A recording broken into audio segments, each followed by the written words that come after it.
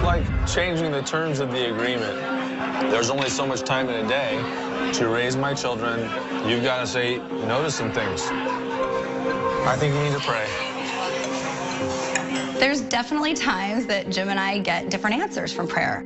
A career, it's important to me, so you're gonna have to deal with it. But I'm kind of thinking I want to maybe get a coach.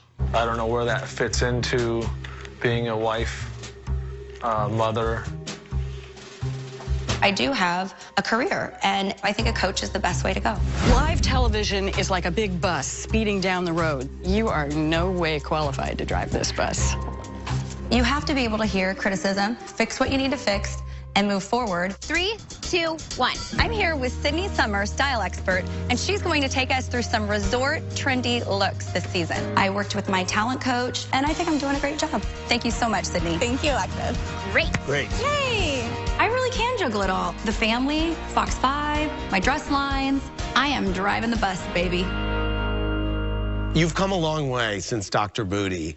How difficult was it hearing that coach say, you're not qualified to do this right now? I mean, I knew it. I knew I did, and I was blessed to have the opportunity for Fox 5 to basically work with me and train me. I mean, they threw me in my first day. I had not one, one training episode, no training class, anything, and they just threw me in. But I did want to stretch myself, and so I wanted to keep diving in and trying it again. Connie from Washington, D.C. says, Alexis, when you wanted an acting coach, you came off like a child asking Jim for permission. Why do you gladly put him in such a position of power and control over you?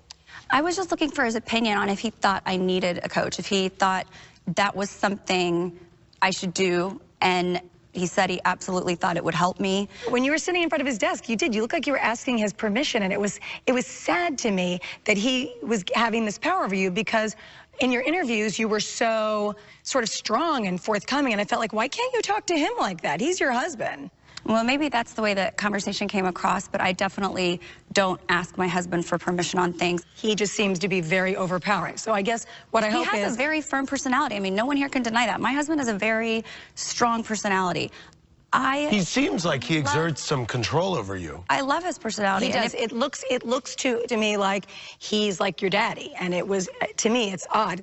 It seems like the more independent Alexis gets, the more Jim's trying to grab her and say, like, come on, sit down. If that was the case, I wouldn't have shown up to Vegas. I mean, we wouldn't have gone to Vegas. I go to New York by myself without him like 4 times this year, 5 times this year. But do you understand that's not a big deal? That's just the way our relationship works. So if it's strange to some people, I'm still married, so. How would you rate yourself as a TV correspondent now? Now? Like a 7 or an 8, probably. I mean, I think I worked really hard and definitely improved. Heather, how would you rate Alexis? Well, from those segments, I think that you've definitely improved. I think the thing for me that honestly irritates me is that we met for 2 minutes and you were lambasting me about my career, telling me that I was not an actress because I wasn't Angelina Jolie, when clearly I have had a career. But yet you've had absolutely no training. But you should really think about that before you start maligning someone else. And when I said that comment, I thought I was being funny. It's funny how she can make a comment and everyone seems to laugh and you laugh and you can laugh. Not everybody laughs. But what you said, Alexis, is I never heard of her. She's no actress. I mean, Angelina Jolie is an actress. I hadn't, Heather, and if that hurt your feelings, it obviously did. I'm really, really sorry. When you feel like something was said negatively towards you, you shut it down. And you basically stopped speaking to me, where when you said stuff about me, I let it go. I have maybe said 2 bad things about you, Heather. Every single episode, you are talking horrible about me. And I was really, really crushed because the first couple of times... I don't think I was horrible about you. Oh, there are many... What did she say? What did I say? What did Give she us say? the example. There are so many examples when her and Tamra are talking, and she'll say about how I'm not the smartest thing, or after the No, I said that in my interview. I said you weren't that cerebral. Exactly. Or even and you called me pretentious and maligned my career, and you were on my case at the painting party when you only knew I think it went back and forth I don't pick on you. If you're going to gang up, we're not doing this. This is between Heather and I right now.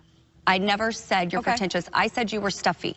That was my word about you. I said sometimes she's a little stuffy. Isn't In stuffy and pretension in kind fact, I think I said buttoned up more than stuffy. I was like, she's just buttoned up. But Alexis, you pinched at me and pinched at me and pinched at me. I knew you for 2 seconds. I didn't know you from Adam. And you went after me at that painting party. Anything I said, you ran down my throat. And I'm going to tell you something. When you start picking on someone for no reason, it makes you go, okay, why are you picking on me?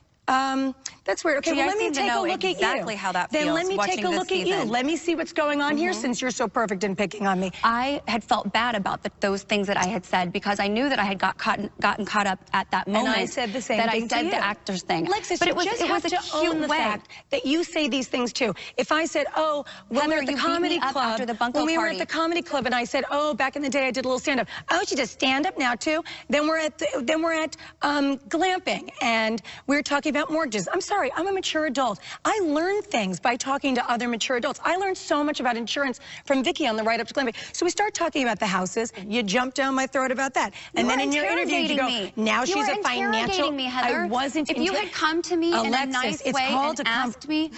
It's called a conversation. We were sitting around the fire. I was saying, did you get the house?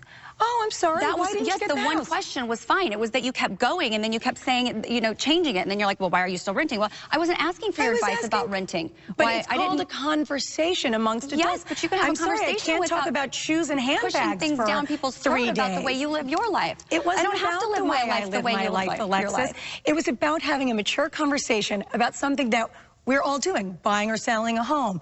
I don't really think my buying or my selling of my home is any of your business, period. I mean, that would have been something I talked to Gretchen about. I don't need to talk to you about that. But in any event, no matter what happened with us, I've always been honest with you. I have never lied. That is not my personality.